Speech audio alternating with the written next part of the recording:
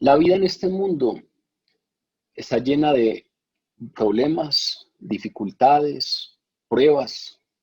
Todos nosotros hemos pasado por momentos difíciles. Todos hemos experimentado que hay elementos de la vida que son naturales, que son parte de la esencia de la vida, que no son fáciles de vivir. Muy seguramente todos nos hemos enfermado y no es deseable uno enfermarse, ni es una situación muy agradable, ni muy gozosa, pero la enfermedad hace parte de la vida. Y a todos muy probablemente se nos ha muerto un ser querido, y esto muy probablemente no sea agradable, no sea gozoso, pero hace parte de la vida.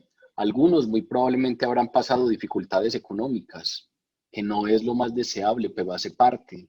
Algunos habrán tenido situaciones de lamentación porque aspiraban a un cargo y no lo obtuvieron, porque tenían sus esperanzas puestas en una relación que no se dio, porque los defraudaron, porque fueron víctimas de algún asaltante, de algún ladrón.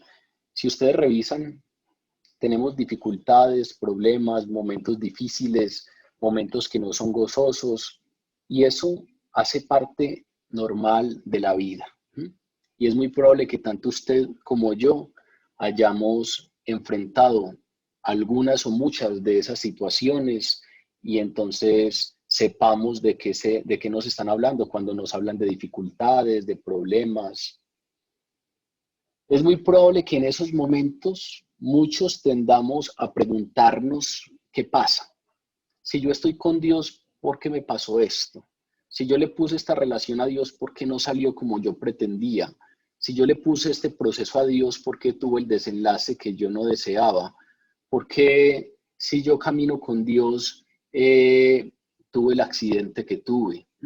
Es más, en las congregaciones religiosas a veces se tiende a magnificar el asunto y cuando una persona está pasando por un bache, por una dificultad en su vida, pues uno escucha expresiones como seguramente tiene un pecado escondido. Revísese bien que muy probablemente tiene un pecado escondido y por eso le pasan esas cosas.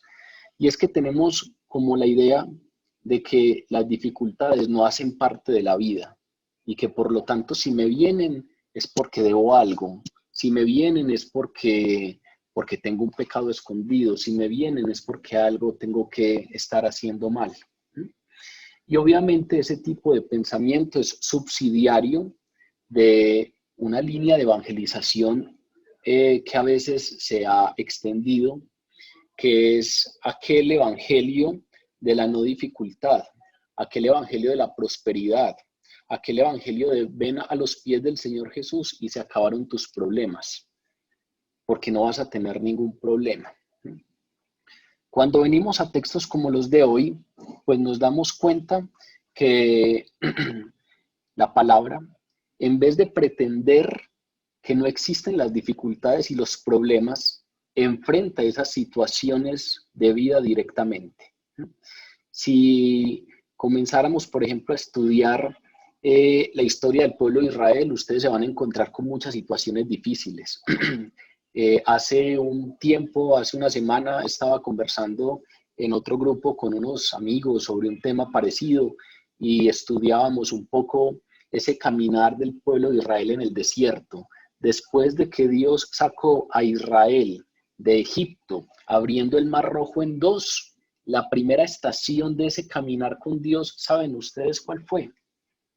La primera estación de ese caminar con Dios del pueblo de Israel fue ir al desierto de Shur, que significa pared, obstáculo.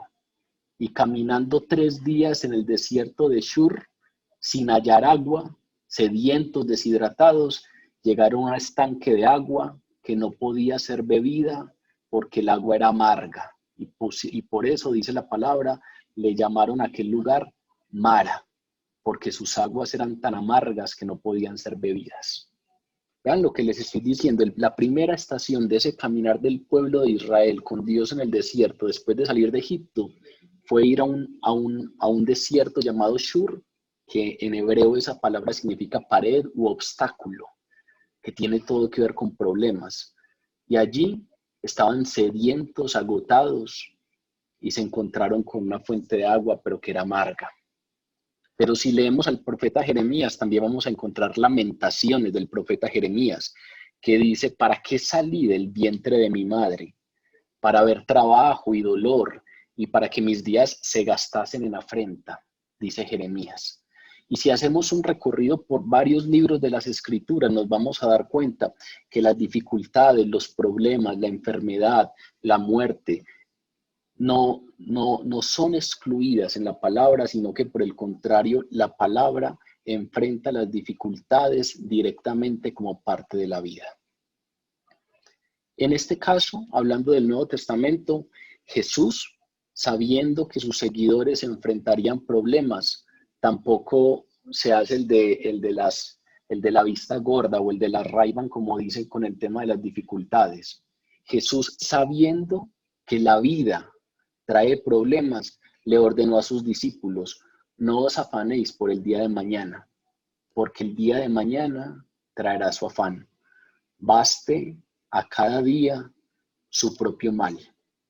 Y luego, en Juan 16, un texto que dentro de poquito llegaremos a él, reitera esta verdad diciéndoles a sus seguidores: en el mundo tendréis aflicción. Es decir, directamente nos está diciendo, el caminar tiene como realidad misma que hay subidas y bajadas. Hace un tiempo me leía una entrevista a un escritor colombiano, a Héctor Abad Faciolince, y el periodista le decía que él cómo describiría la vida, y él decía: la vida es espumosa y amarguita como la cerveza, espumosa y amarguita. Tiene momentos gozosos, momentos de deleite, momentos de felicidad, pero obviamente la vida también tiene momentos que no son tan fáciles de vivir, amarguitos. La vida tiene esas dos connotaciones. Sin embargo, la vida en Dios tiene un elemento especial, y es que Dios consuela a su pueblo a través de una promesa. Si leemos la palabra, en las Escrituras hay una promesa directa de Dios en donde nos dicen: el Padre de misericordia y Dios de toda consolación los consolará. Es decir, cuando ustedes pasen por un momento difícil, cuando ustedes tengan un problema, cuando ustedes tengan una tristeza, no están solos.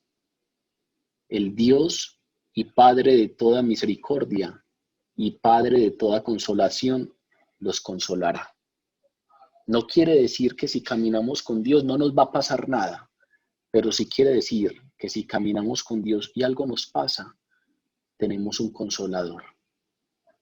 El Dios y Padre de misericordia y Padre de toda consolación nos consolará. Inicialmente Él nos consuela, concediéndonos perdón, concediéndonos salvación, y obviamente con el Espíritu Santo, que es llamado el Consolador. Y obviamente esa consolación culminará en la paz perfecta que experimentaremos en la eternidad, en el cielo. Pero Dios no solamente habla de consolar a los creyentes en el futuro, cuando estemos en su presencia, en el paraíso. Dios también prometió hacerlo en la vida presente, todos los días. Todos los días. Y esa es una realidad de Dios que hay que experimentar. Cómo Dios, aún en medio de las dificultades, marca una diferencia y es nuestro consolador. Yo tengo un buen amigo que hace poco tiempo, hace un año largo, tal vez 2 años, vivió una dificultad muy grande. Su esposa falleció. Y él, en medio del dolor y en medio de esa dificultad tan grande, le oraba a Dios diciéndole: Señor, si el Espíritu Santo es el consolador, yo en este momento de tristeza quiero experimentar el consuelo. Yo quiero experimentar qué es eso del consolador. No quiero que la palabra sea simplemente ahí palabra muerta y todos decimos: sí, el Espíritu Santo es el consolador, pero en ese momento has experimentado el consuelo. La oración de este hombre era: Señor, en este momento de suma tristeza necesito tu consuelo. Necesito experimentar al Espíritu Santo como mi consolador. Y semanas después de lo ocurrido, salí a comer con él y tenía un gran testimonio a raíz de esa dificultad que vivía, y era que Dios le había permitido conocer una faceta más, y es que él había podido experimentar qué es eso del consuelo, que Dios realmente consuela, que Dios realmente tiene cómo marcar una diferencia en todos los momentos que vivimos. Esa es la promesa de Dios.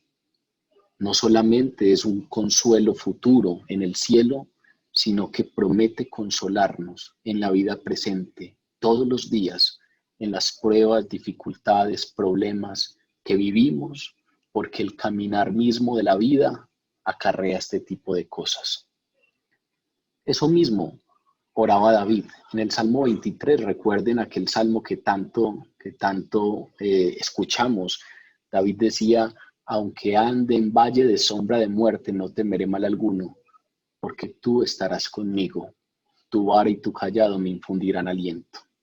Si ustedes piensan bien en eso que acabo de leer, vean que David no dice: si ando contigo, no caminaré por el valle de la sombra de la muerte. No. David sabe que los valles de sombras hacen parte de la vida. Él no dice: cuando ando contigo no paso por el valle de la sombra. Él dice: aunque ande en el valle de la sombra de muerte, no temo mal alguno, porque tú estás conmigo.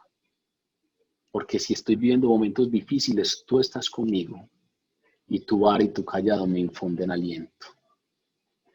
De eso vamos a conversar en la noche de hoy, de esas situaciones normales de la vida, situaciones de dificultad, situaciones de enfermedad, situaciones de temor, situaciones de dificultades económicas, situaciones de corazones fragmentados, de heridas emocionales, de lo que trae la vida.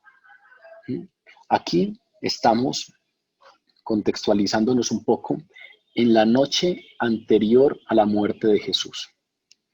Y recuerden que hace 8 días dijimos: Jesús está en su discurso de despedida.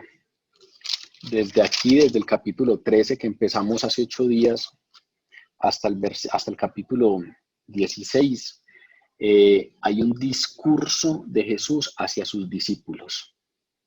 Jesús les da un discurso. Vean que todo esto, lo que vamos a leer hasta el capítulo 16, pasa ahí, en el aposento alto, en la última cena, y solo pasaremos a otra escena cuando en el capítulo 17 ya entremos a la oración sacerdotal de Jesús en el Getsemaní. Pero todo esto que leeremos en los próximos capítulos es el discurso de despedida de Jesús ahí enfrente de sus discípulos. Aquí entonces estamos ahí, en la última cena, el jueves de esa semana de la pasión. Era la noche anterior a la muerte de Jesús. Y Jesús se dirige a los 11 discípulos. Recuerden que ya no está Judas. Judas ya ha salido de la habitación y va camino hacia las autoridades judías para entregar a Jesús. Y en medio de ese discurso de la despedida, y aunque la cruz estaba a solo unas horas, el enfoque de Jesús no estaba en su situación. El enfoque de Jesús no estaba en lo que él iba a padecer pronto, no estaba en el dolor que iba a sentir, no estaba en la cruz. El enfoque de Jesús está en los discípulos. Jesús se preocupa por los discípulos porque sabe que el mundo de los discípulos va a ser zarandeado. Sabe que todo lo que viene a continuación va a zarandear ese mundo de los discípulos, que ellos van a estar confundidos y que de hecho ya estaban muy confundidos y angustiados porque Jesús, lo estudiamos hace 8 días, les anuncia su muerte y les dice: a donde yo voy, ustedes todavía no pueden venir.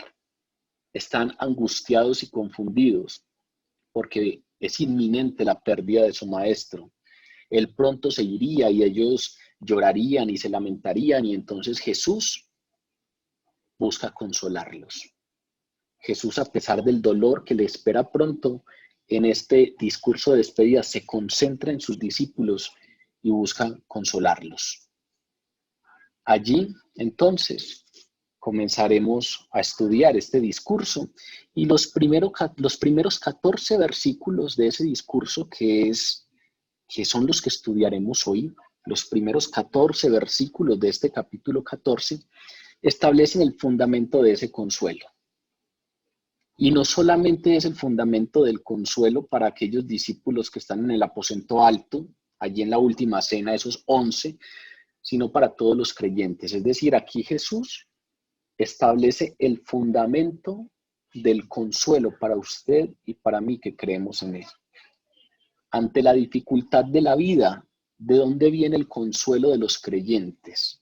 Ya sabemos que hay una promesa, el Dios y Padre de toda consolación nos consolará.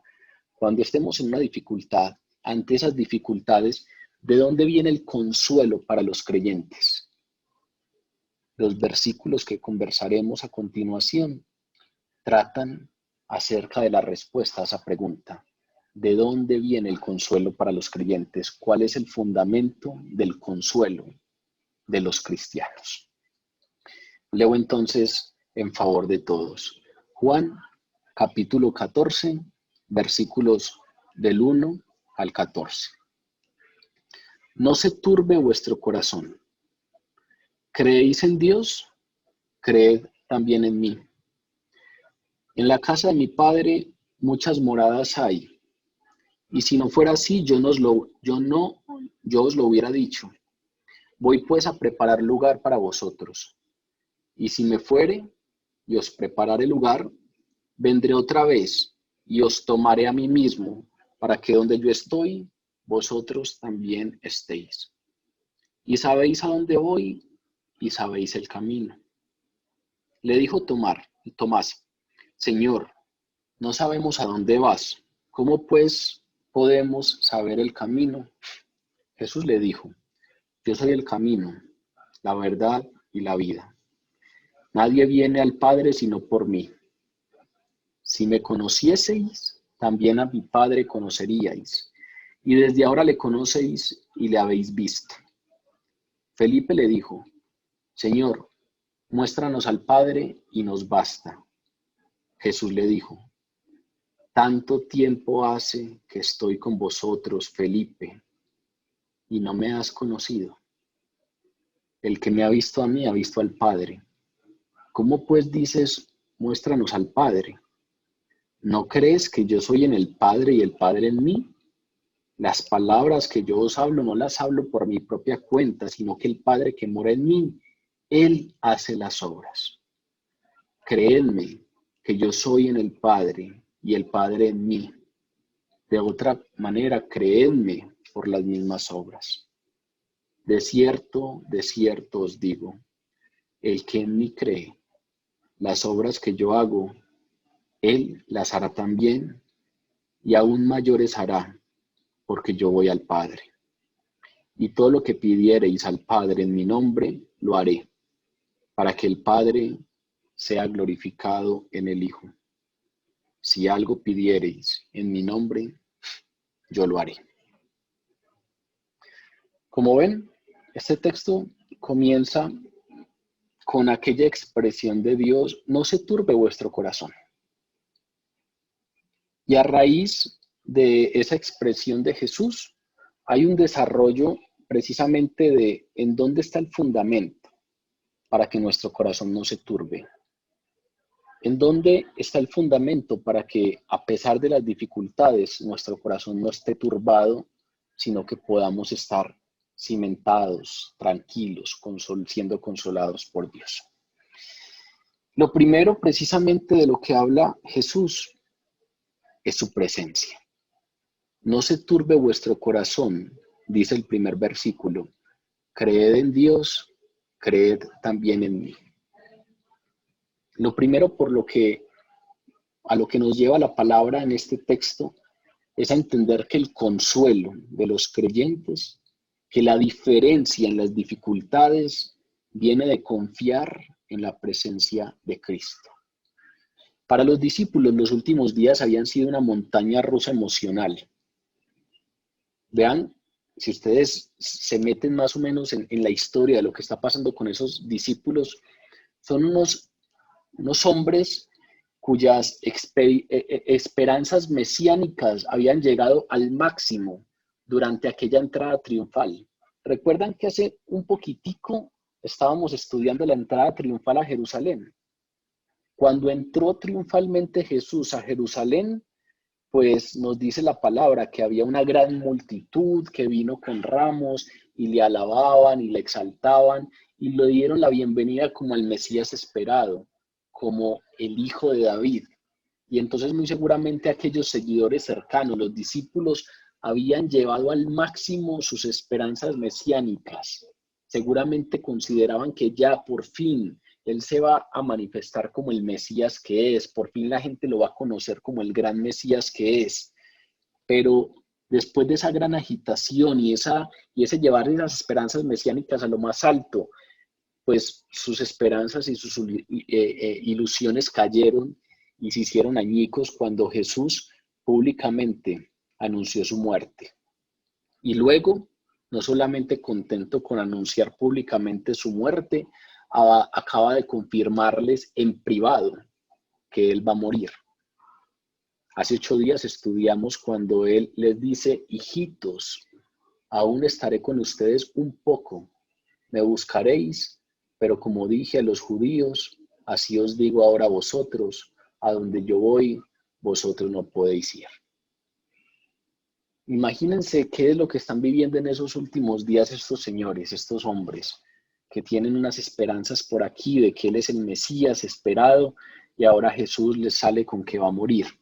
Al igual que los judíos, los discípulos veían a Jesús como un rey conquistador, creían que Él los liberaría de la opresión romana, creían que Él vendría y restauraría la soberanía de Israel, creían que Él vendría y los haría otra vez un pueblo política y económicamente sobresaliente, soberano. Ese concepto de un Mesías moribundo no cabía en su teología. Ese Mesías que viene y sufre y muere no entraba en ese concepto del Mesías esperado de los judíos. Pero no solamente hablemos de la idea de Mesías que ellos tenían, hablemos también de la situación personal. En lo personal, los discípulos habían dejado todo por seguir a Jesús, habían cambiado sus vidas por seguir a Jesús y ahora Él los dejaría. ¿Qué pasaría con ellos? Pero hay otros sucesos que pasaron esa noche allí en el aposento alto, allí en el lugar donde se llevó a cabo la última cena, que muy probablemente sumaron para la confusión emocional que ellos estaban viviendo. Estaban avergonzados por su negación orgullosa de lavarse los pies unos a otros. Cuando estudiamos el lavamiento de los pies, estudiamos que muy probablemente Jesús esperaba que alguno de ellos se ofreciera como voluntario para hacer ese trabajo. Y ante la negación orgullosa de todos ellos a realizar ese oficio que lo hacía el más bajo de los sirvientes, pues Jesús humildemente se ciñó la toalla y les lavó los pies a todos. Es muy probable que eso les haya generado vergüenza. Y luego se quedaron probablemente estupefactos al oír a Jesús decir que uno de ellos lo iba a traicionar. A veces hablamos muy fácilmente de Judas, pero Judas andaba todos los días con ellos. Es muy probable que para ellos eso fue una noticia que los desconcertó, que los cogió mal preparados y estaban precisamente confundidos emocionalmente por esa noticia. Luego muy probablemente quedaron consternados con la noticia que terminamos estudiando hace 8 días, en la que Jesús le anuncia a Pedro, que era tal vez el líder de los 12, que era tal vez, al parecer, el más fuerte de los 12, le anuncia que lo negaría cobardemente. Y es muy probable que también estaban angustiados e inquietos porque sentían a Jesús mismo angustiado por lo que iba a venir. Y entonces en medio de todo eso, en medio de toda esa confrontación, en medio de toda esa confusión, Jesús les dice: no se turbe vuestro corazón. Ellos están enfrentando problemas de orgullo con el tema del lavamiento de los pies, enfrentando dificultades de deslealtad. Uno de sus buenos amigos se estaba patraciando, iba a vender, iba a traicionar a su maestro. Estaban fracasando porque su líder más visible acaban de anunciar que cobardemente negaría al maestro. Y en medio de todo eso, y en medio de la tristeza por la pérdida de su maestro, en medio de ese ambiente a muerte, porque Jesús anuncia su muerte, Jesús les dice, no se turbe vuestro corazón. Si ven que el contexto es de dificultad, si ven que el contexto es de problemas, si ven que el contexto es de que me quedé sin proyecto de vida, ellos dejaron todo por seguir a Jesús y ahora Jesús les está diciendo que los dejaría. Ellos se creían muy autosuficientes. Pedro, hace 8 días lo estudiamos, le dice, mi vida pondré por ti. Y Jesús le dice, tu vida pondrás por mí. Antes de que el gallo cante ya me habrás negado. Sus fortalezas son derrumbadas.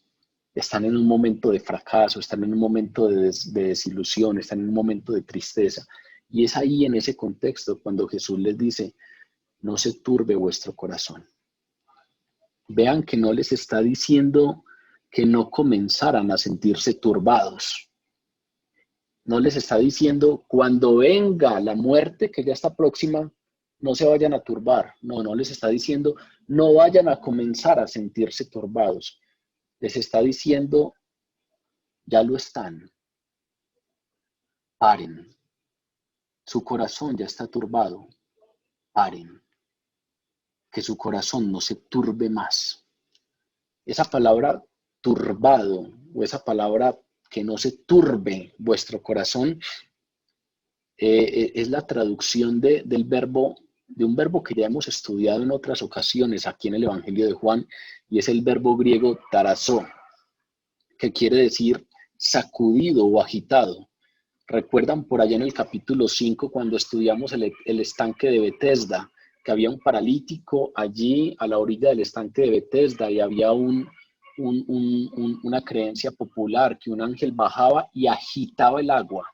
Cuando el texto dice que el ángel bajaba y agitaba el agua, ese agitar el agua es el mismo verbo tarazó. Pero también en otras ocasiones en el Evangelio hemos visto este verbo que se usa en sentido figurado para describir una agitación espiritual o una agitación mental severa. Cuando uno se siente agitado espiritual y mentalmente de manera severa, es a eso a lo que se refiere Jesús cuando dice, no se turben, no esté turbado vuestro corazón. Jesús conocía el corazón de sus discípulos, entendía sus preocupaciones y entendía la confusión que debían estar sintiendo.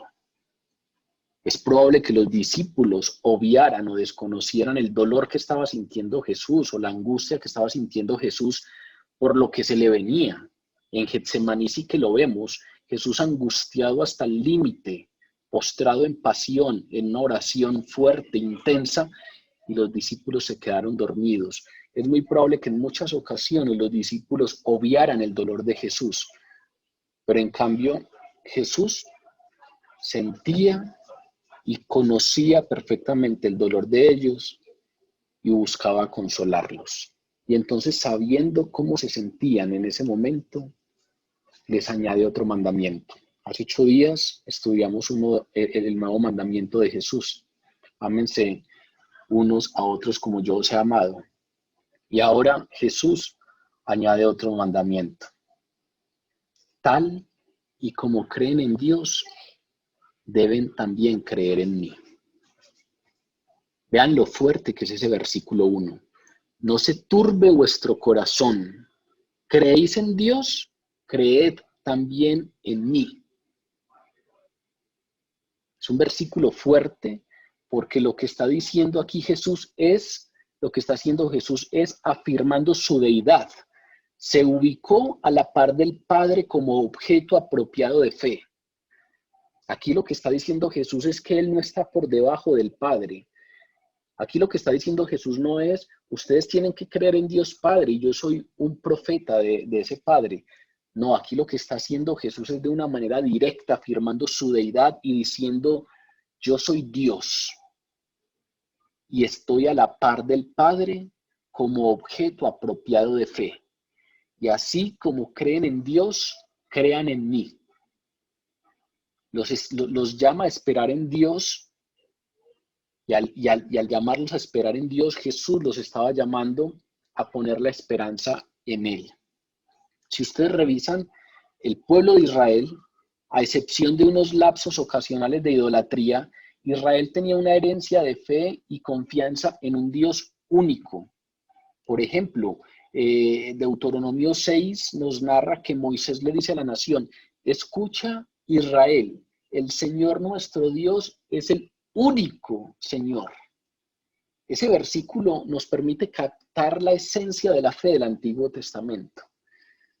Israel tiene su confianza y su fe puesta en el Señor, en el único Señor. En un pasaje que es especialmente apropiado para esta situación que están viviendo los discípulos, David declara con confianza, cuando yo siento miedo, pongo en ti mi confianza, le dice David a Dios en el Salmo 53. Cuando siento miedo, pongo en ti mi confianza. En resumen, la esencia de fe del Antiguo Testamento es que en Dios, solo en Dios confiarán los que conocen su nombre. Y entonces aquí cuando Jesús les dice, creed en mí, creéis en Dios, creed también en mí, les está diciendo, ese Señor nuestro Dios es el único Señor, ese único Señor soy yo. Cuando aquí Jesús está diciendo, creed en Dios, creed también en mí, está diciendo, aquel en el que ponía su confianza David, era yo. Cuando siento miedo, pongo en ti mi confianza. Ese, está diciendo Jesús, también soy yo, porque es un único Dios, trino, tres personas distintas, pero un solo Dios verdadero. El Dios de Abraham, Isaac y Jacob es Jesús, el Padre y el Espíritu, pero ahí está Jesús, porque a veces solemos relacionar a ese Dios con el Padre y a Jesús como algo distinto por aquí en el Nuevo Testamento. No, el Dios de Abraham, Isaac y Jacob es Jesús, el Dios de los profetas es Jesús, aquel al que vio David en la visión es Jesús, el Dios de David es Jesús. El Padre, el Hijo y el Espíritu Santo. Allí también está Jesús. Y eso es lo que les está revelando Jesús a ellos. Creed en Dios, creed también en mí. Los discípulos necesitaban tener esa fe en Jesús cuando Él no estuviera visiblemente presente. Porque los discípulos se habían acostumbrado a verlo como un hombre en el que confiaban, como un posible profeta, como un posible rey libertador como David. Pero aquí Jesús les está diciendo, ustedes han confiado en Dios sin haberlo visto. Así como tienen esa fe en Dios, tengan esa misma fe en mí. Porque yo me iré, pero seguiré estando con ustedes porque soy Dios.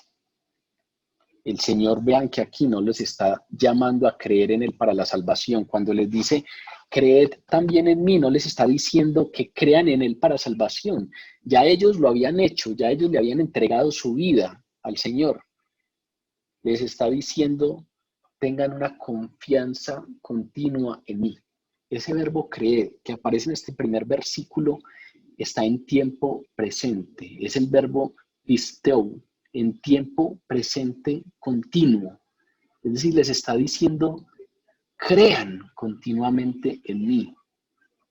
Vivan continuamente creyendo en mí. Es un ejercicio continuo de creer. No los está llamando a que crean en Él para salvación. Los está llamando a una confianza continua en Él todos los días. Así como creen en Dios, crean en mí. No importa que les esté anunciando que me voy. Como creen en Dios, creen en mí, crean en mí. Los discípulos creían de verdad en Jesús, pero su fe estaba comenzando a tambalearse. Y entonces, muy pronto, cuando él fuera quitado de allí, de entre ellos, cuando ellos se enfrentaran los acontecimientos que venían, la traición de Judas, el arresto de Jesús, la crucifixión, esa fe de ellos alcanzaría el punto más bajo. Dudarían, lo negarían, tendrían miedo, se esparcirían. Y entonces, aquí lo que Jesús les está diciendo es que él no necesitaba estar presente de modo visible para que los discípulos recibieran consuelo y fuerza en él. Que así como creen en Dios, podían creer en Jesús. Que aunque él no volviera a estar presente de forma visible, estaría con ellos. Que el ministerio del Espíritu Santo después de Pentecostés sería precisamente ese, que los cristianos fuésemos conscientes de la presencia consoladora de Cristo. Aquí lo que está diciendo Jesús es, para que su corazón no esté turbado, ustedes tienen que creer en mí como Dios. Y no necesitan mi presencia visible, porque el Espíritu Santo les hará conscientes de mi presencia consoladora. Vean que un poquitico más adelante, no lo vamos a ver hoy, sino que está en los versículos 16 al 18 de este mismo capítulo. Un poquitico más adelante, los versículos a los que llegaremos hoy, Jesús les promete a los discípulos, y yo rogaré al Padre, y Él os dará otro consolador, para que esté con vosotros para siempre. El Espíritu de verdad, el cual el mundo no puede recibir porque no le ve ni le conoce, pero vosotros le conocéis porque mora con vosotros y estará en vosotros. No os dejaré huérfanos, vendré a vosotros. El primer punto que nos señala Jesús para que nuestro corazón no se turbe es su presencia. Esa presencia que aunque no esté física como estuvo durante 3 años con estos discípulos, está clara y realmente en la presencia del Espíritu Santo. Dice el capítulo 15 de aquí de este evangelio, cuando venga el Consolador, a quien yo os enviaré del Padre, el Espíritu de verdad, el cual procede del Padre, Él les dará testimonio acerca de mí. Vean que lo que hace el Espíritu Santo es hablarnos de Jesús. Lo que hace el Espíritu Santo es darnos conciencia de la presencia consoladora de Cristo. En este primer versículo, lo que dice Jesús es que su presencia es suficiente para calmar el corazón del creyente. Sea cual sea la situación desconcertante, problemática en la que usted se encuentre, la presencia de Jesús es suficiente para calmar su corazón, para que su corazón no se turbe. Vean que esa es la presencia de la que hablaba David. Aunque ande en valle de sombra de muerte, no temeré mal alguno. ¿Por qué? Porque tú estás conmigo. Porque tu presencia está. La presencia de Jesús es suficiente para que el corazón no se turbe. Es suficiente para librarnos de la ansiedad, del miedo. Es suficiente para que aún en medio de esas cosas sintamos consolación y alegrías sólidas. Pero Jesús no se queda solamente en esa presencia. El texto continúa. Los versículos 2 y 3 dicen: en la casa de mi Padre muchas moradas hay. Si no fuera así, yo os lo hubiera dicho. Voy pues a preparar lugar para vosotros. Y si me fuere y os preparare lugar, vendré otra vez y os tomaré a mí mismo para que donde yo estoy, vosotros también estéis. Ahora Jesús no solamente nos habla de su presencia, sino que nos habla de la confianza que podemos tener en lo que Él está preparando para nosotros. Es decir, a pesar de las circunstancias que vivamos acá, si ponemos nuestro enfoque en la eternidad, es muy probable que de allí venga un consuelo distinto. El salmista decía: hazme consciente de los términos de mis días para que venga al corazón sabiduría. Es decir, hazme consciente de lo poco que es esto que vivo frente a la gran eternidad que me espera para que venga al corazón sabiduría. El consuelo del creyente viene de confiar en aquello que nos está preparando Cristo. Ese es otro ofrecimiento para consolar a los discípulos. La revelación de que su separación de Él no sería permanente. Estas son las palabras con las que Jesús les asegura a los discípulos que estaba diciendo la verdad. Vean que es como cuando uno ve a alguien triste y le está prometiendo algo y es reiterativo para que esa persona realmente crea y entienda. Vean que Jesús es como si nos estuviera diciendo: vean, con esto les aseguro que les estoy diciendo la verdad. Nos dice: si así no fuera, yo os lo hubiera dicho. Vean que es una composición gramatical muy linda. Es como si Jesús nos dijera: créanme, es que si lo que les estoy diciendo no fuera verdad, yo no me hubiera puesto a decirles eso. Si así no fuera, yo os lo hubiera dicho. En parte se iba a preparar lugar para ellos, donde se reunirían con Él en la gloria celestial. Y entonces nos está diciendo: créanme que yo me voy, pero mi presencia sigue con ustedes a través del Espíritu, nos dijo en el primer versículo. Pero ahora nos dicen también: estén tranquilos y consuélense en la verdad de que yo me voy y les voy a preparar morada. Voy a prepararles lugar en la casa del Padre. Ese texto, ese nombre es un nombre muy interesante. La casa del Padre. Aquí se le llama casa del Padre, que es otro nombre para lo que en muchos otros lugares se les llama cielo, o en otros lugares de la palabra se le llama país o ciudad, debido a su amplitud y al gran número de habitantes que tendrá, o en otras partes de la palabra se le llama el reino, pues porque tiene un rey, porque Dios es su rey, o en otros lugares de la palabra se le llama el paraíso, porque tiene una belleza indescriptible.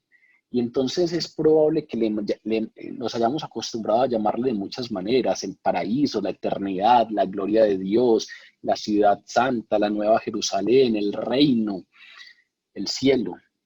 Aquí se le llama casa del Padre. En otros lugares de la palabra le llaman el lugar de descanso.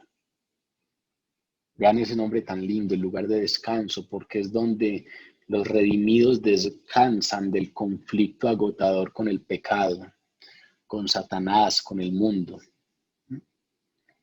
Aquí Jesús menciona la casa del Padre y lo menciona en un ámbito de intimidad, y menciona unas moradas. En la casa de mi Padre muchas moradas hay, y esas moradas mencionadas por el Señor pues no deben entenderse como edificios separados, porque aquí lo que está haciendo Jesús es hacer alusión a una costumbre judía, y era que la casa familiar, había una casa familiar, y a esa casa se le iban añadiendo habitaciones para los hijos cuando crecían y se casaban. Entonces se le iban añadiendo habitaciones a medida que los hijos iban conformando sus propias familias.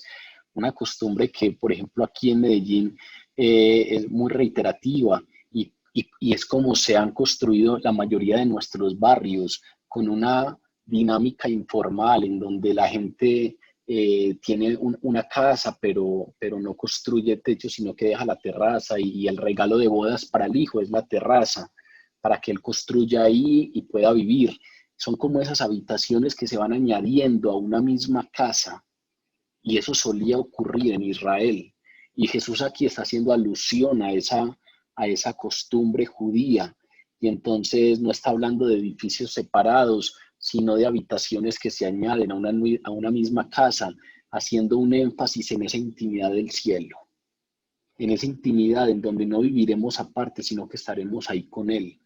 Como nos dice el capítulo 21 de Apocalipsis, he aquí el tabernáculo de Dios con los hombres, y Él morará con ellos, y ellos serán su pueblo, y Dios mismo estará con ellos como su Dios. Habitarán juntos el tabernáculo de Dios con los hombres. Esa es la casa de la que está hablando Jesús. Hay muchas moradas dentro de la misma casa. Y entonces podemos tener consuelo porque Él nos está preparando un lugar que es de una belleza inexpresable y deslumbrante. En el Apocalipsis se habla en el capítulo 21 bastante de este lugar. Y hay unos textos que me parecen a mí bellísimos frente a esto, que nos pueden dar una idea de lo que nos está preparando Jesús allá.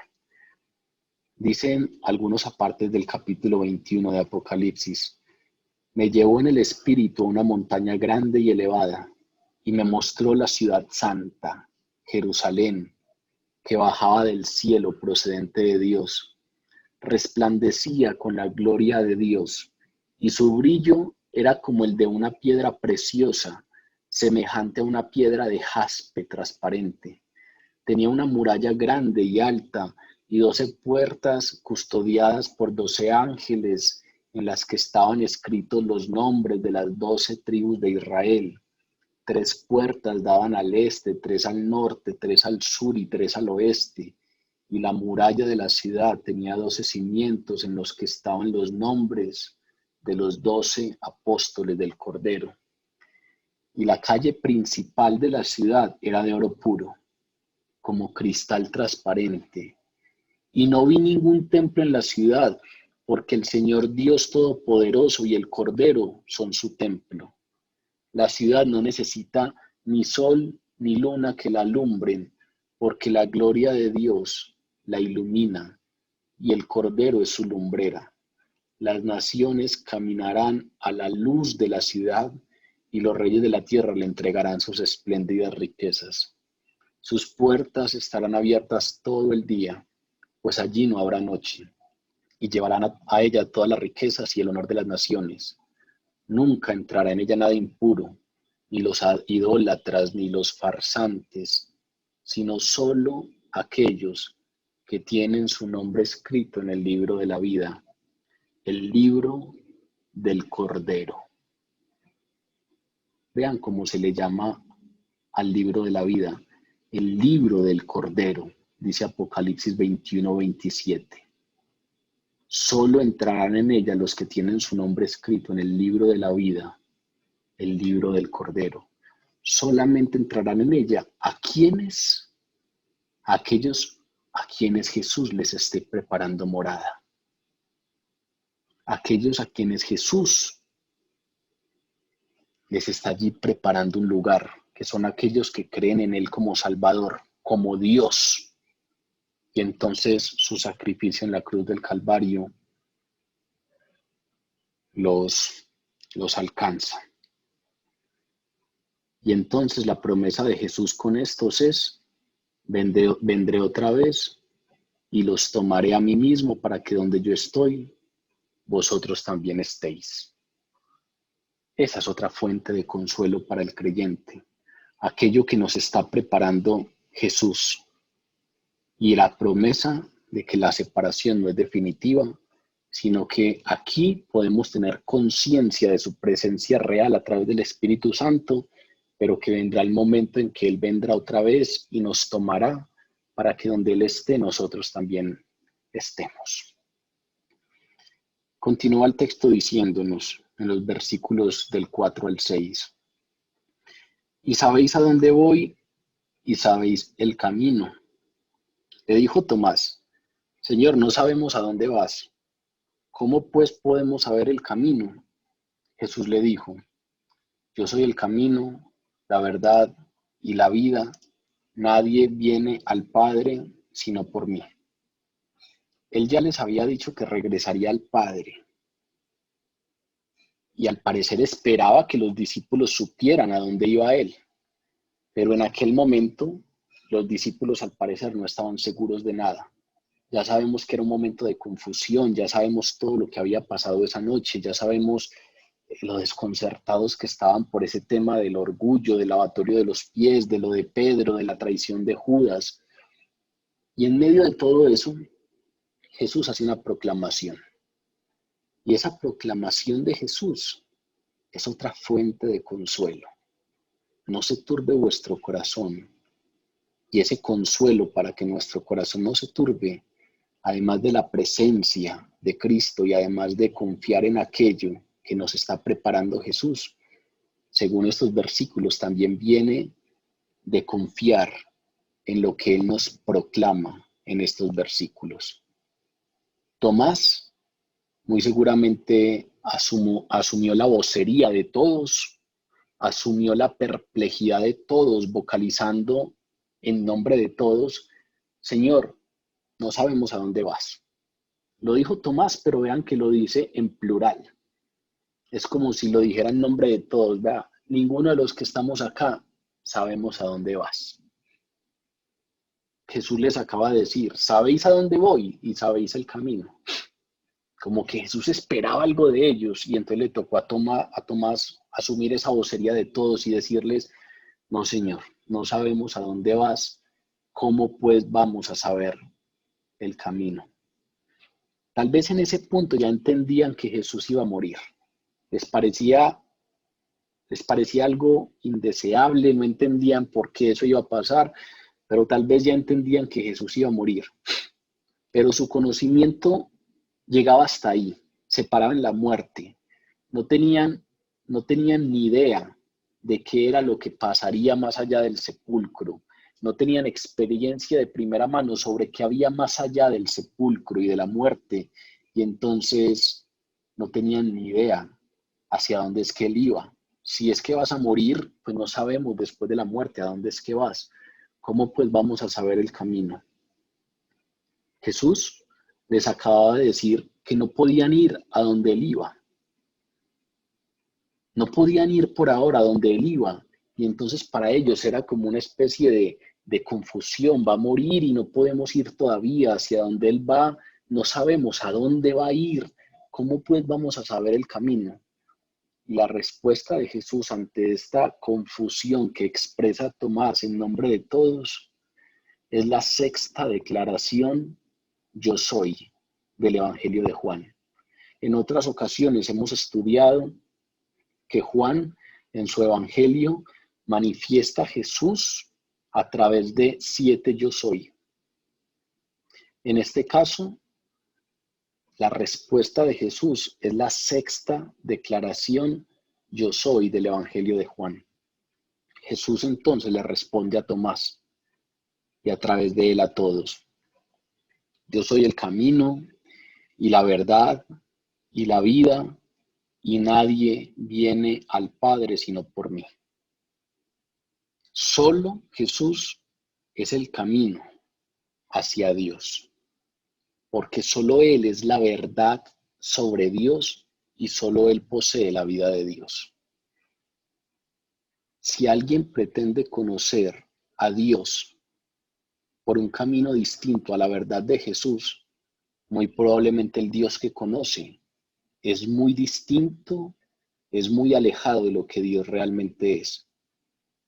La expresión de Dios es clara: yo soy el camino y la verdad y la vida. Yo soy, solamente yo soy la verdad de Dios y solamente yo poseo la vida de Dios. Precisamente el propósito de este evangelio que estamos estudiando es hacer que estas cosas se conozcan. Por eso es que se repiten por todas partes del libro, para llevar a las personas hacia la fe y hacia la salvación. El propósito de Juan es que todo el que lea este libro crea en Jesús como Dios y creyendo en Él tenga vida eterna. Por eso constantemente encontramos las mismas verdades. Aquí directamente un yo soy de Jesús. Yo soy el camino, la verdad y la vida. La Biblia enseña que solo es posible acercarse a Dios mediante el Hijo, mediante su Hijo unigénito. En el capítulo 10, por ejemplo, de este Evangelio, estudiamos que Jesús es la puerta de las ovejas. Y solamente hay una puerta de las ovejas, y es Jesús. En Hechos de los Apóstoles, Pedro afirmó: en ningún otro hay salvación, porque no hay otro nombre bajo el cielo dado a los hombres en que podamos ser salvos. Hechos 4:12. En ningún otro hay salvación. No hay ni un solo nombre aparte de este. No hay otro nombre bajo el cielo dado a los hombres en que podamos ser salvos. Primera de Corintios 3 dice: nadie puede poner otro fundamento que el que ya está puesto, el cual es Jesucristo. No hay otro fundamento. Primera de Timoteo 2:5, hay un solo Dios y hay un solo mediador entre Dios y los hombres, Jesucristo.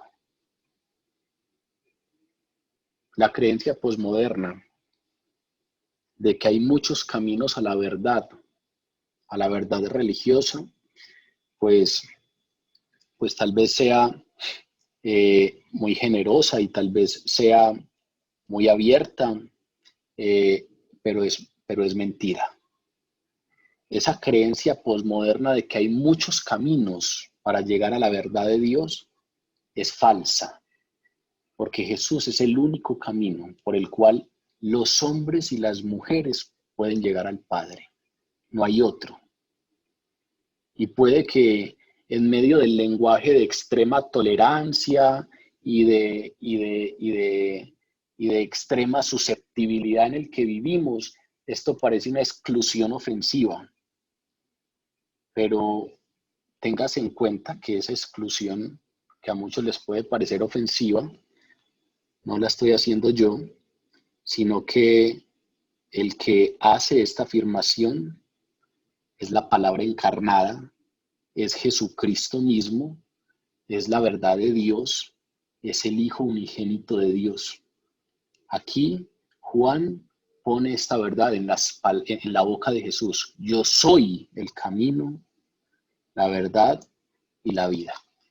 Puede que sea una exclusión muy ofensiva para algunos, pero es una exclusión en boca de Jesús. Precisamente, si ustedes revisan la historia de la iglesia, en los primeros siglos al cristianismo se le llamó el camino. ¿Y ustedes saben por qué al cristianismo se le llamaba el camino? Porque la enseñanza principal de todos los cristianos era que Jesús era el único camino para la salvación. Hoy en día estamos un poquitico más tibios y entonces al parecer hay muchos caminos, hay muchas formas, hay muchos atajos, pero el cristianismo inicialmente se llamó el camino porque el fundamento del mensaje, la verdad que con mayor ahínco ellos enseñaban y predicaban, era precisamente que Jesús es el único camino a la salvación, que no hay ningún otro. Esa es la proclamación de Cristo. No sabemos a dónde vas. La proclamación de Cristo ante esa pregunta de Tomás es: yo soy el camino. Confíen en mí, confíen en que yo soy el camino y la revelación del Padre. Confíen en mi proclamación como fuente de consuelo. Continúa el texto diciéndonos, versículos del 7 al 11. Si me conocieseis a mí, también a mi Padre conoceríais, y desde ahora le conocéis y le habéis visto. Felipe le dijo: Señor, muéstranos al Padre y nos basta. Jesús le dijo: tanto tiempo hace que estoy con vosotros y no me has conocido, Felipe. El que me ha visto a mí ha visto al Padre. ¿Cómo pues dices, muéstranos al Padre? ¿No crees que yo soy en el Padre y el Padre en mí? Las palabras que yo os hablo no las hablo por mi propia cuenta, sino que el Padre que mora en mí, Él hace las obras. Creedme, que yo soy en el Padre y el Padre en mí. De otra manera, creedme por las mismas obras. Jesús acaba de darse cuenta que la fe de los discípulos está tambaleante. Esa expresión y esa pregunta de Tomás que representa a todos los discípulos, pues es una manifestación de que la fe de ellos está tambaleante. No sabemos a dónde vas, no sabemos el camino. Y Jesús, ¿a dónde los devuelve? Los devuelve a la verdad de que Él es el Dios encarnado. Así como al principio, en el versículo 1, comenzó diciéndonos, para que no se turbe vuestro corazón, creed en Dios y creed en mí, y nos lleva a su presencia.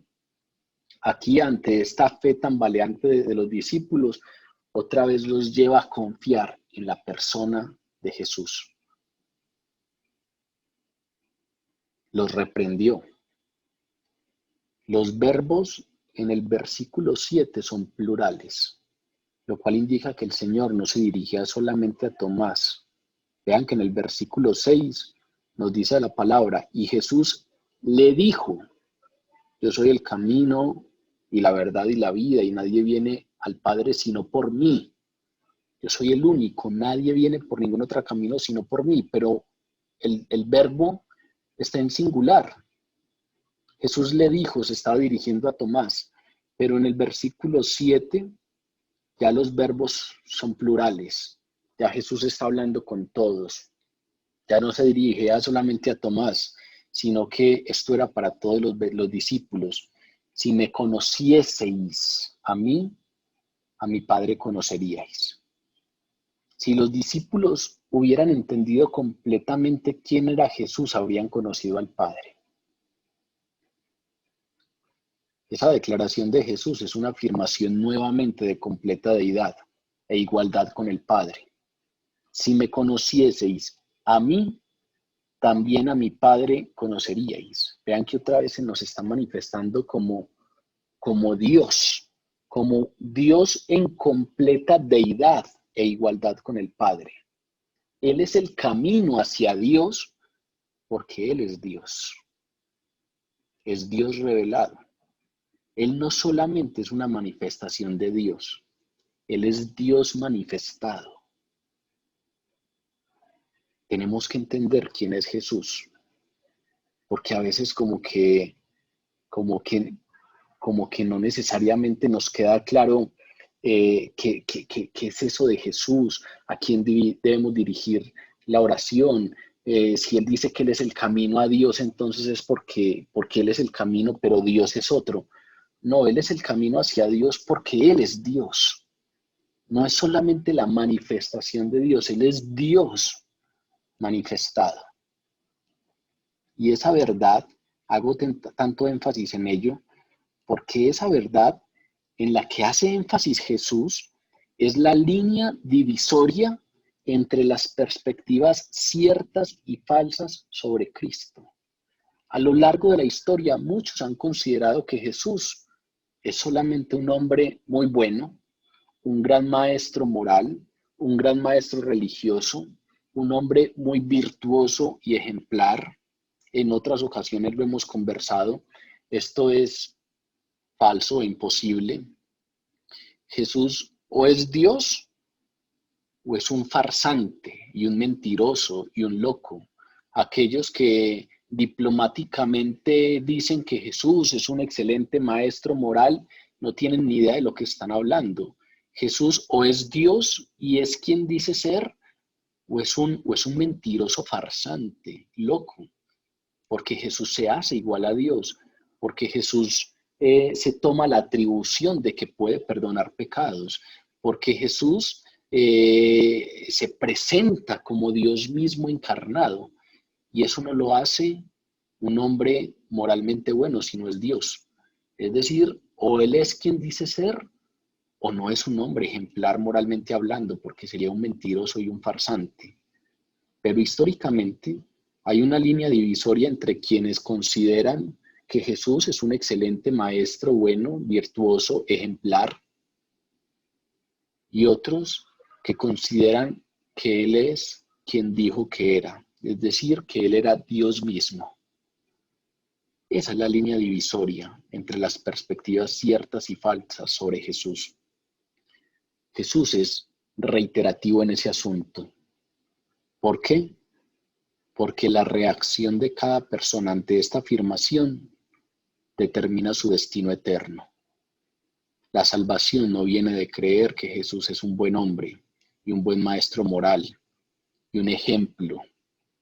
La salvación viene de creer que Jesús es Dios, que es el Salvador, que es el Redentor y que murió por nuestros pecados y su justicia nos alcanza.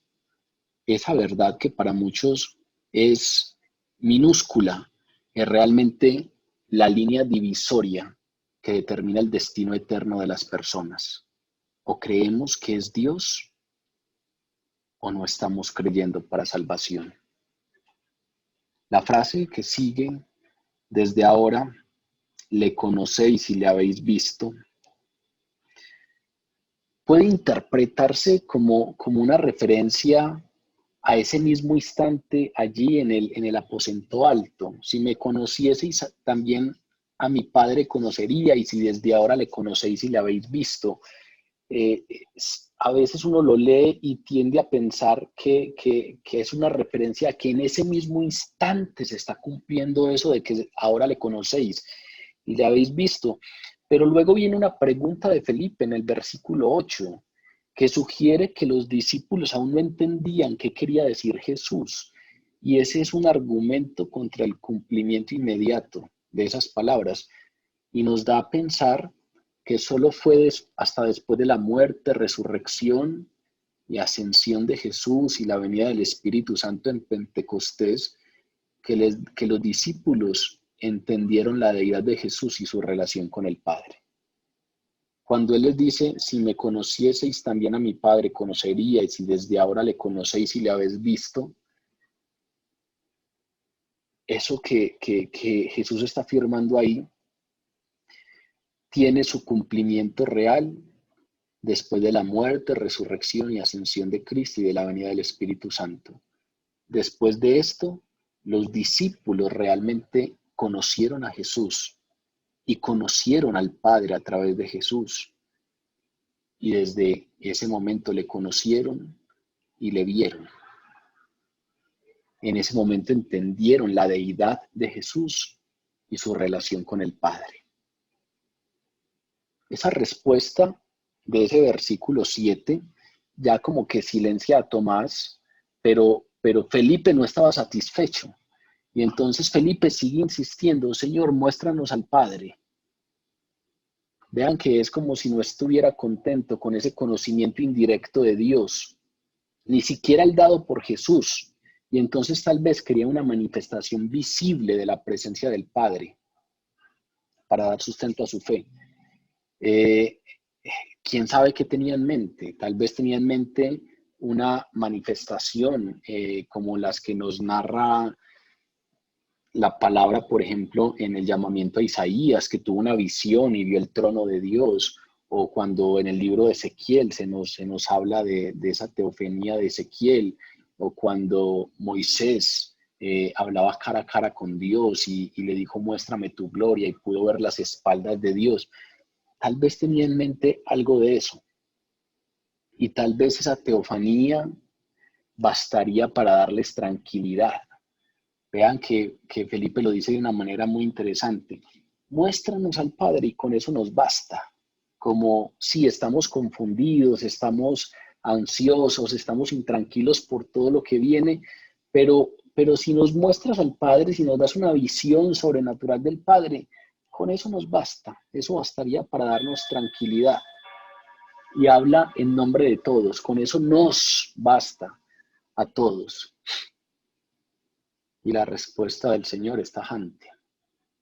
Tanto tiempo hace que estoy con vosotros y no me has conocido, Felipe. Es una reprensión a Felipe por su fe incrédula. También es una reprensión en extensión a todos los demás discípulos. Pero es una respuesta directa. Es una respuesta directa en la que Jesús habla acerca del conocimiento de la persona de Jesús. Es una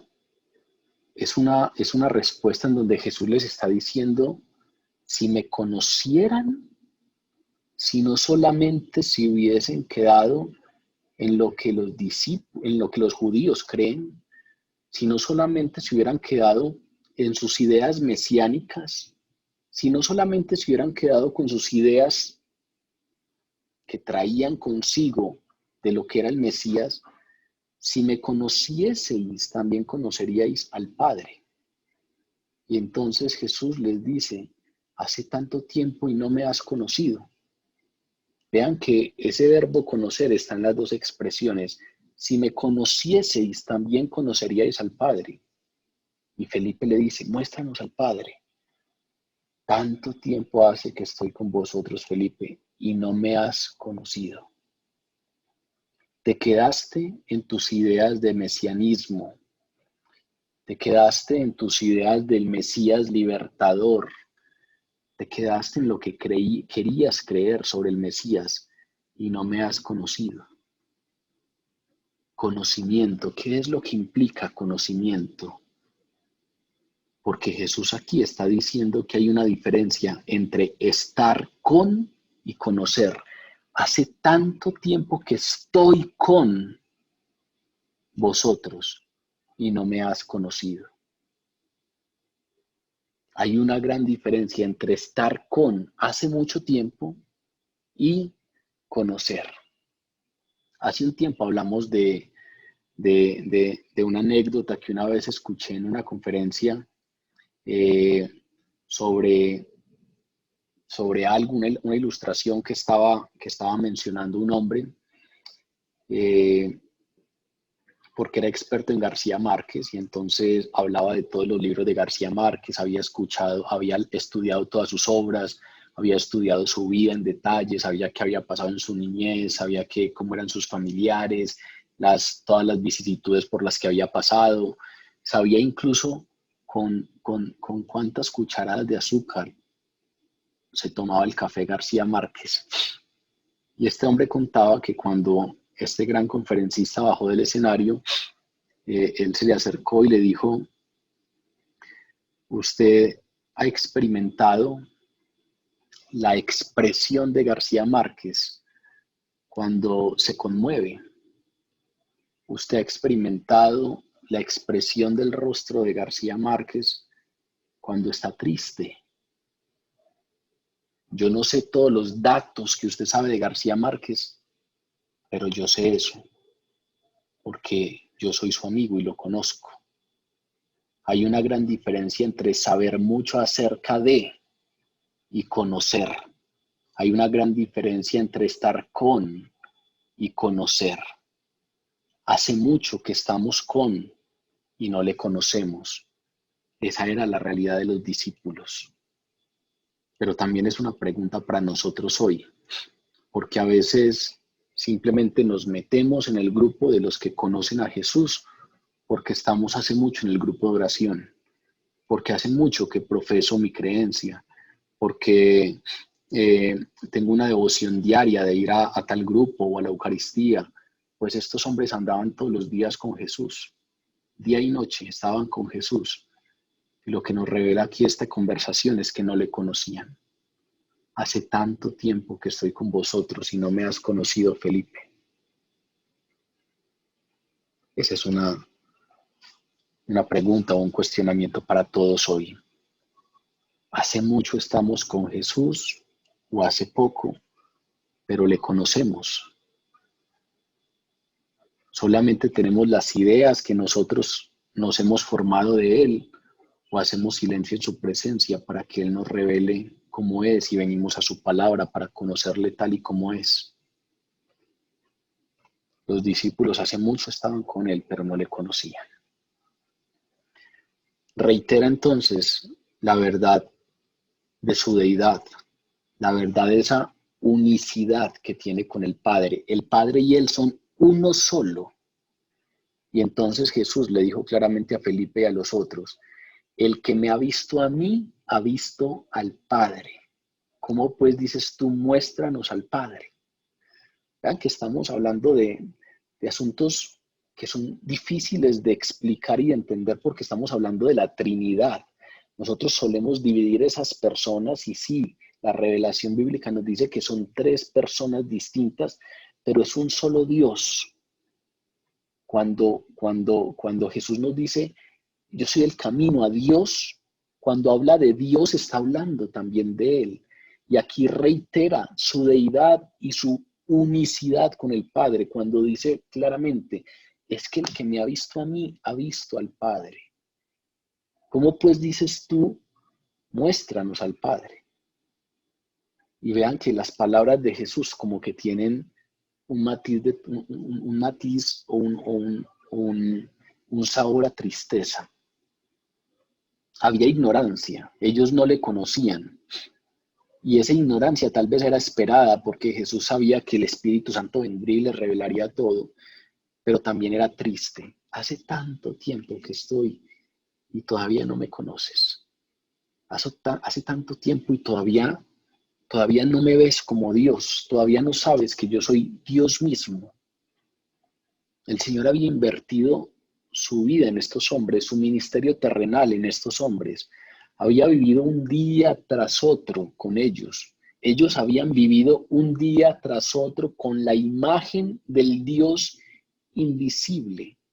Y aún así, a pesar de estar con Jesús por tanto tiempo, los discípulos no entendían completamente la verdad sobre Él y su unión con el Padre. Y obviamente esta confusión está relacionada con que Jesús no vivió de acuerdo con las expectativas mesiánicas de ellos.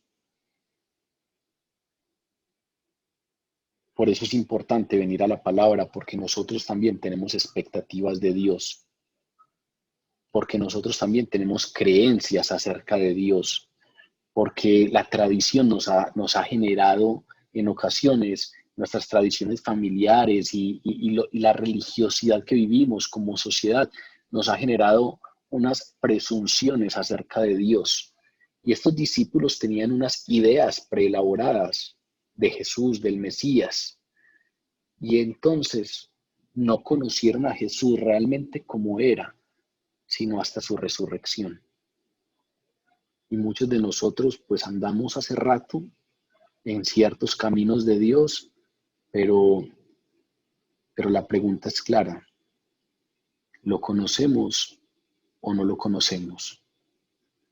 Es más, si revisamos Hechos de los Apóstoles, algunos discípulos tenían dudas, tenían preguntas, aún después de la resurrección. Y obviamente esto era triste para Jesús. La otra pregunta de Jesús aparece en el versículo 10. ¿No crees que yo soy en el Padre? Y esa pregunta viene acompañada de un mandamiento. Las palabras que yo os hablo, no las hablo por mí, por mi propia cuenta, sino que el Padre que mora en mí, Él hace las obras. Creedme que yo soy en el Padre y el Padre en mí. Vean que hay una pregunta y un mandamiento juntos. ¿No creéis que yo soy en el Padre?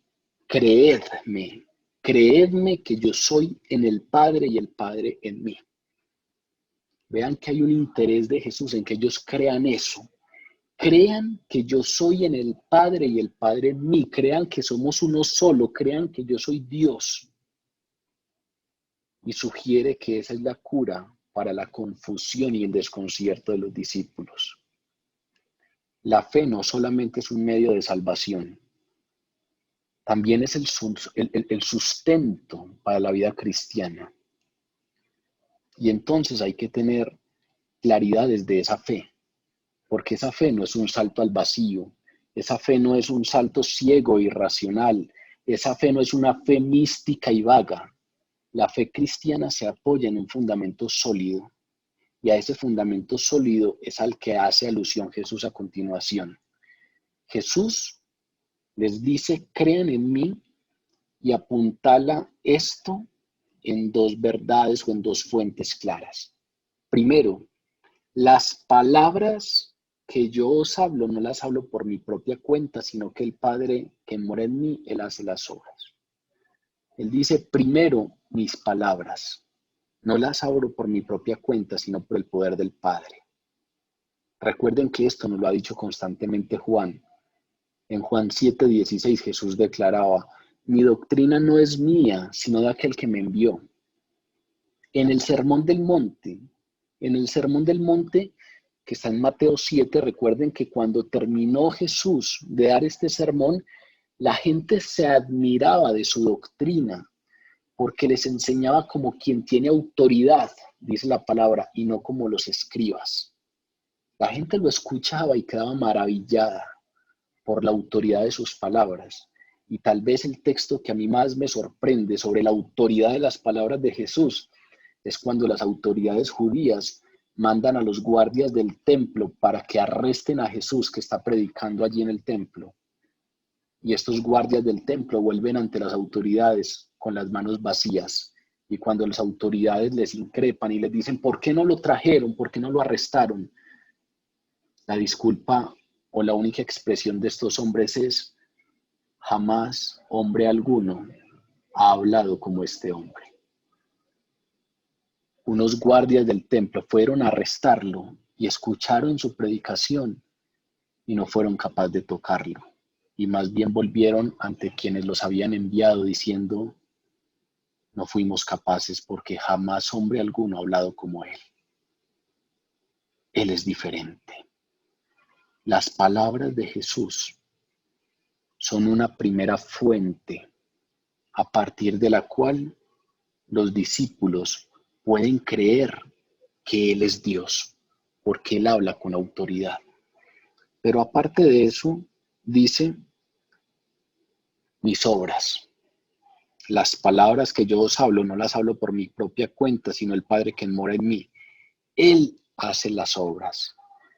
Creedme que yo soy en el Padre y el Padre en mí. De otra manera, creedme por las mismas obras. Crean por lo que les he hablado, crean por mi palabra, crean porque mi palabra tiene autoridad.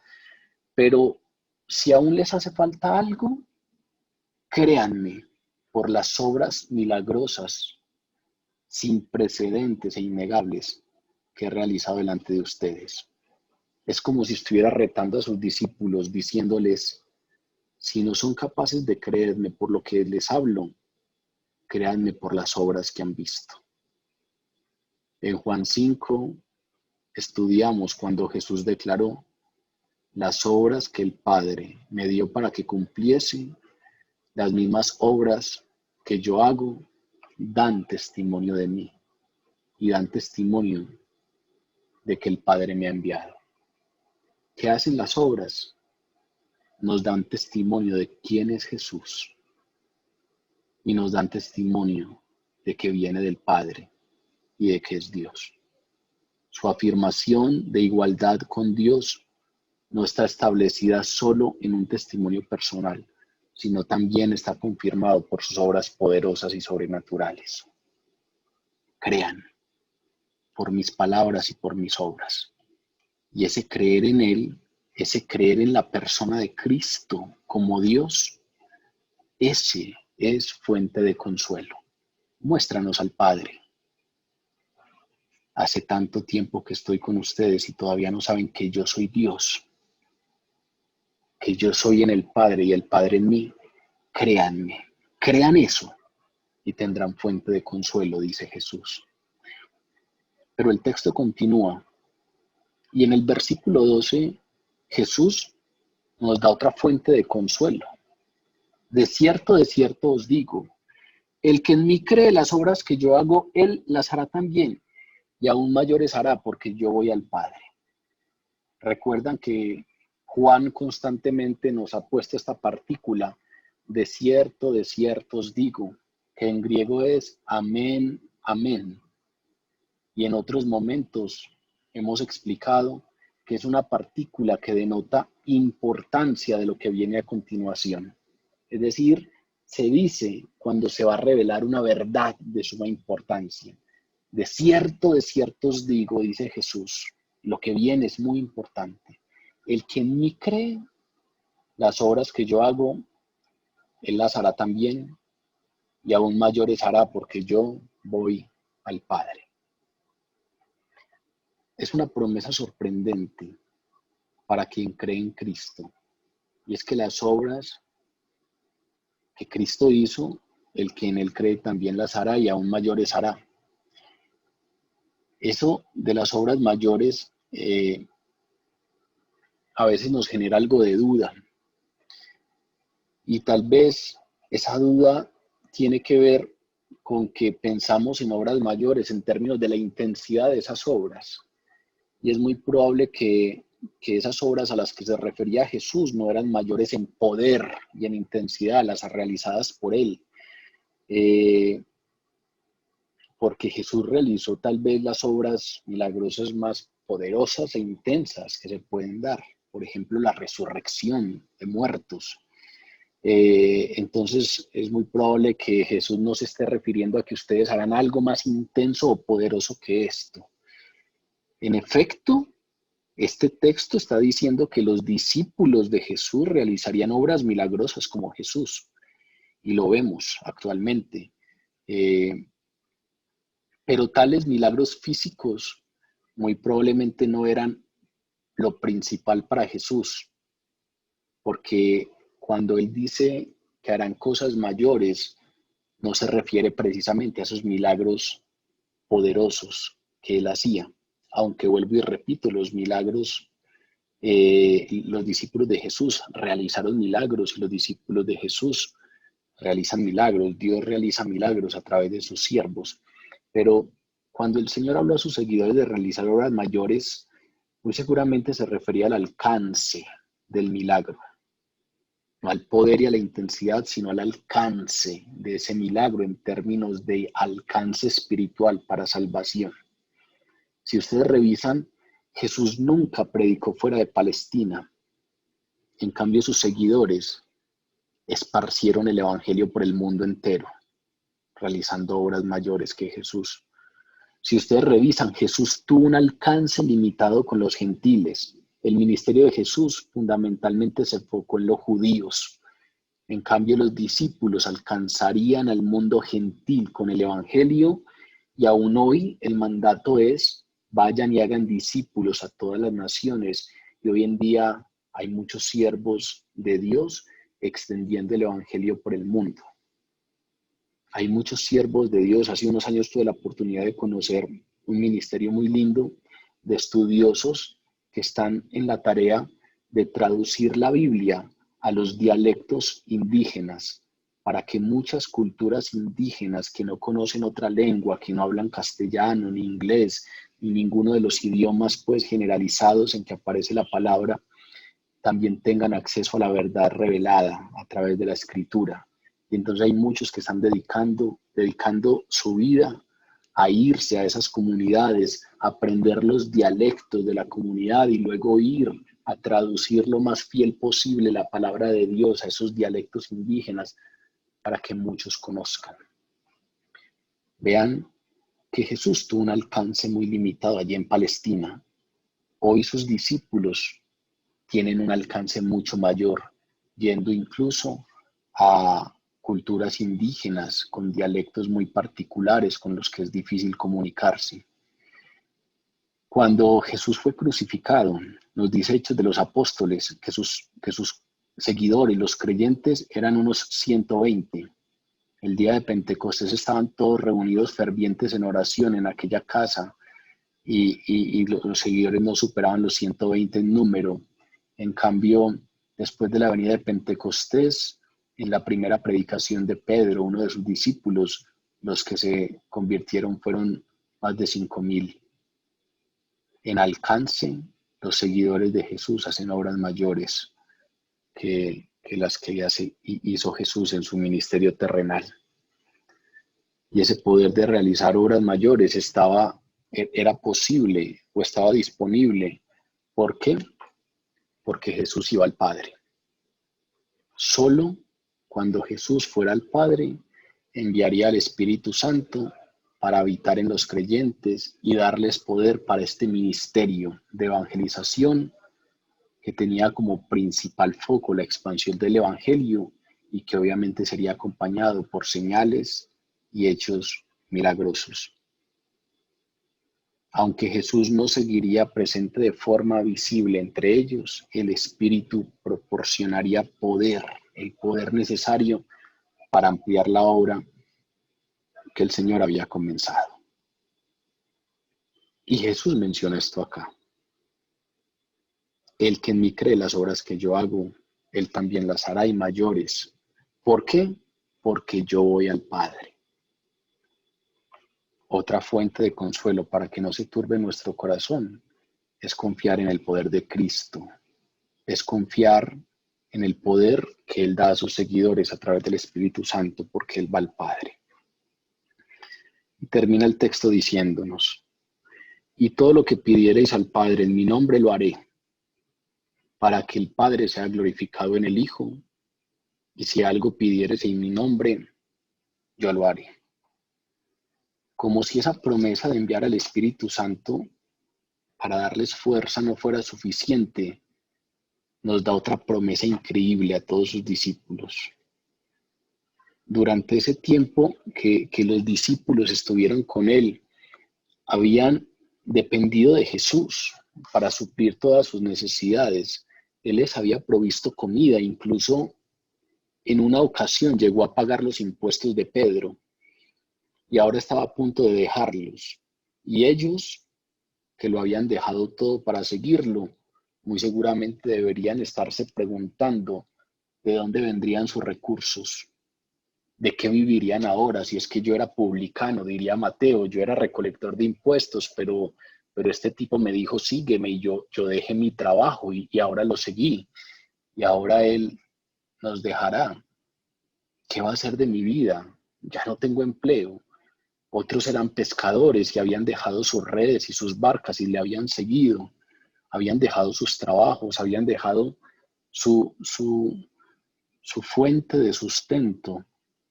¿Qué pasaría ahora con ellos? ¿De dónde vendrían sus recursos? Y Jesús, anticipándose a esa preocupación, les prometió que aún después de que Él se fuera, continuaría supliendo para sus necesidades desde el cielo. Y vean que lo repite 2 veces, como dando énfasis, como haciendo un énfasis, como dándoles una tranquilidad. Vean que esto que les estoy diciendo es cierto. Y todo lo que pidiereis al Padre en mi nombre, y luego les dice, y si algo pidiereis en mi nombre, lo haré. Lo repite en el versículo 13 y 14. Les está diciendo que la oración tendería un puente entre las necesidades de ellos y recursos abundantes, ilimitados e inagotables del Señor. Dios es el dueño de todo. Y aquí lo que les está diciendo es, la oración tiende un puente entre sus necesidades y los recursos abundantes que hay. Todo lo que pidan en mi nombre. El propósito final de Jesús aquí es que entiendan la provisión misericordiosa de Cristo, como sucede con lo que Dios hace. Aquí lo que más le interesa a Jesús es que ellos entiendan que el propósito de esa provisión de Dios es que el Padre sea glorificado en el Hijo. Todo lo que pidieres al Padre en mi nombre lo haré, para que el Padre sea glorificado en el Hijo. Aquí hay que hacer un alto importante y hacer una aclaración. Cuidado con eso de pedir en el nombre de Jesús. Porque pedir en el nombre de Jesús no quiere decir que se agreguen inconscientemente las palabras en el nombre de Jesús al final de cada oración. Porque se convierte en una muletilla de que cada que decimos algo terminamos diciendo en el nombre de Jesús, en el nombre de Jesús, en el nombre de Jesús, porque consideramos que si repetimos esas palabrejas, entonces esa oración tiene mayor alcance y mayor efectividad, o es más escuchada, o será respondida con más prontitud. Cuidado. Eso lo que Jesús aquí nos está diciendo no es una fórmula mágica que obliga a Dios a conceder solicitudes egoístas a las personas que las hagan. Si ustedes revisan la palabra, en la palabra, el propósito de la oración no es doblegar a Dios. Y eso, al parecer, es como que el propósito que queremos con nuestras oraciones. Pídale a Dios, y si Él no lo ha hecho, entonces vaya y haga la oración a yo no sé quién y repítala yo no sé cuántas veces o váyase hasta tal parte. Y si hace todo eso, ahí sí Dios lo va a escuchar. Como que para nosotros la oración termina siendo la forma en que le doblamos el brazo a Dios para que Dios termine haciendo algo que no quiere hacer y haga lo que nosotros queremos que Él haga. Y la oración es todo lo contrario. La oración es entrar en armonía con Dios para que el Espíritu Santo ponga en mí la voluntad de Dios. Y cada vez más yo desee menos mis propios deseos y mis propios caprichos y mis propios proyectos y mis propios sueños y desee más todo aquello que Dios ha pensado para mí. Y entonces, cuando Jesús dice en el nombre de Jesús o en mi nombre, no está diciendo algo diferente. El significado de orar en el nombre de Jesús es mucho más profundo y serio. Primero, significa hacer peticiones acorde con la voluntad de Dios y los propósitos de su reino. Porque estoy orando en el nombre de Jesús. Y si estoy orando en el nombre de Jesús es porque yo estoy asumiendo lo que Jesús enseñó. ¿Qué enseñó Jesús a sus seguidores en términos de oración? Cuando sus discípulos les dijeron, enséñanos a orar, pues la mitad del Padre Nuestro es desear la voluntad de Dios. Venga tu reino, hágase tu voluntad como en el cielo, así en la tierra, danos el pan de cada día.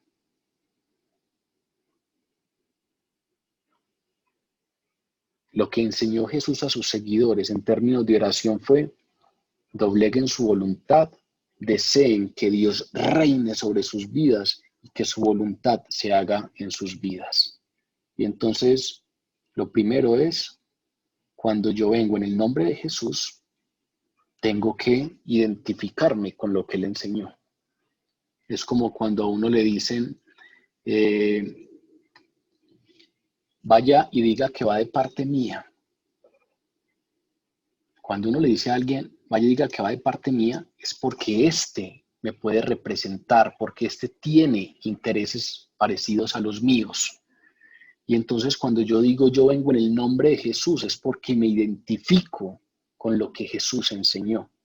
Y por lo tanto no es una muletilla. Cuando yo oro en el nombre de Jesús, tengo que entender qué implica eso para mi oración. Pero segundo, cuando yo oro en el nombre de Jesús, estoy reconociendo mi pobreza espiritual. Estoy reconociendo mi falta de autosuficiencia. Estoy reconociendo la falta de merecimiento total para recibir algo de Dios con base en mis propios méritos. Porque cuando vengo en el nombre de Jesús, lo que estoy diciendo es que solo puedo acercarme a Dios por los méritos de Jesús y dependo completamente de Él. Que Él me presente justificado delante del Padre, porque por mis propios méritos lo único que merezco es el castigo eterno.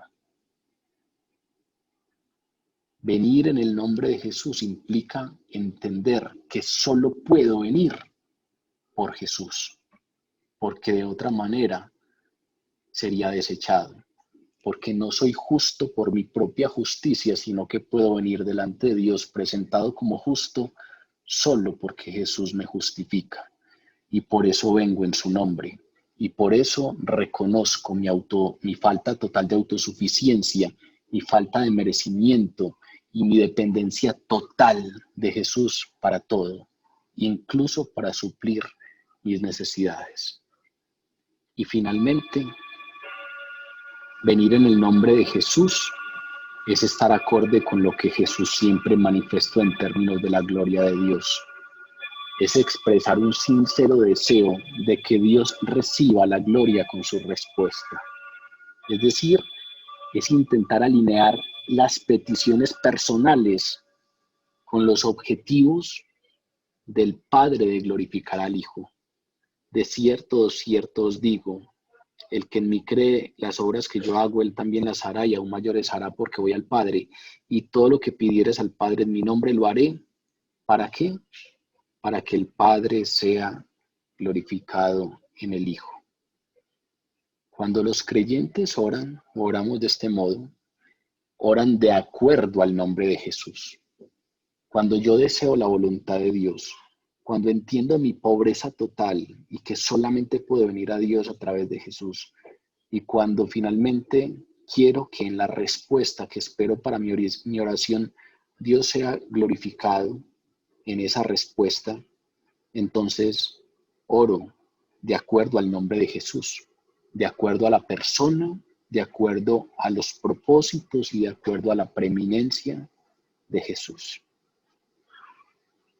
Aquí Jesús está preparando a los discípulos para su partida. Y como ven, está haciendo hincapié en el cuidado total por ellos. Les dio razones tangibles y confiables, razones claras para que confiaran, razones claras en las cuales podían descansar para que sus corazones no estuvieran turbados, basadas en su amor profundo. Para concluir, como comenzamos diciendo, la vida por naturaleza trae momentos de dificultad. Y en muchos lugares nos dicen, venga el Señor Jesús y se acabaron sus problemas. Y no, la vida por naturaleza trae momentos difíciles.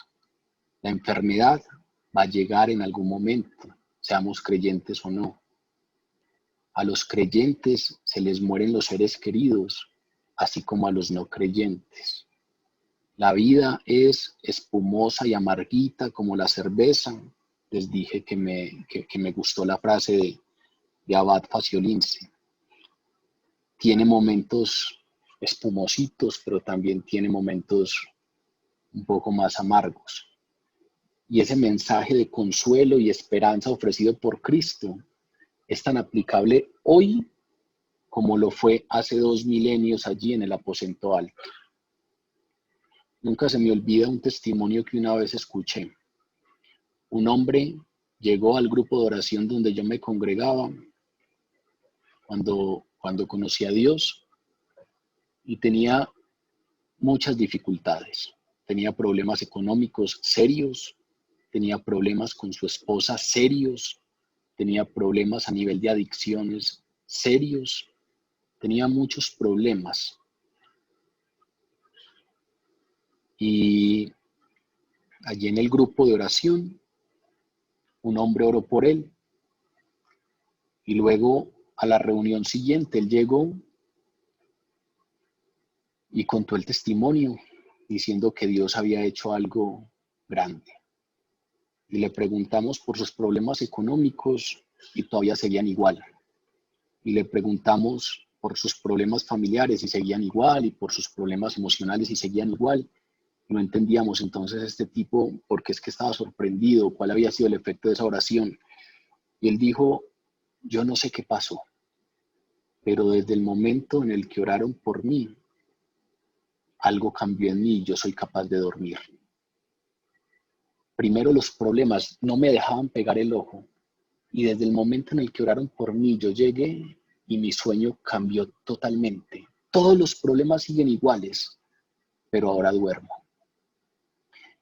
Y eso nunca se me olvida, porque a veces los testimonios que contamos solamente están alineados con la resolución de nuestros problemas, que es lo que deseamos, pero a veces no somos conscientes que aún en medio de ese problema Dios ya marcó una diferencia. Aunque ande en valle de sombra de muerte, no temeré mal alguno, porque tú estarás conmigo, dice el salmista. En Isaías nos dicen, aunque tengas que pasar por el agua, no te ahogarás, y si tienes que pasar por el fuego, no te quemarás, porque yo estaré contigo. Y nosotros hemos interpretado eso como que no nos va a tocar pasar por el agua y no nos va a tocar pasar por el fuego. Y la palabra no dice eso, la palabra antes te dice, pasarás por el agua y por el fuego. pasarás por momentos que no son tan fáciles de vivir, pero la diferencia es que yo estaré contigo. Siempre hay una diferencia. No se turbe vuestro corazón, yo estaré. Todo sigue igualito, pero ahora duermo, decía este hombre. Este mundo está lleno de falsas esperanzas. El texto de hoy, la palabra de hoy, nos da bases sólidas para esperar y para sentir consuelo en Dios en los momentos difíciles. La tranquilidad que da el Espíritu sobre la continua presencia de Cristo. La confianza en que Él está preparando un lugar en el cielo para nosotros. La convicción de que Él es el único camino a Dios. La comprensión de que Él es Dios encarnado, pero que Él es uno con el Padre. El reconocimiento de su poder que nos sustenta, que suple para nuestras necesidades. Y la expectativa cierta de que Él cumplirá todas sus promesas perfectamente. Todo lo demás al final decepciona. Todo. Pero Jesús no falla. Jesús no está prometiendo una vida libre de dificultades. Esas vienen naturalmente con la vida. Pero sí dice, en mí vuestro corazón no estará turbado, aunque pases por esos momentos. Porque yo doy consuelo. El Padre de toda misericordia y de todo consuelo les dará consuelo. Vamos a orar.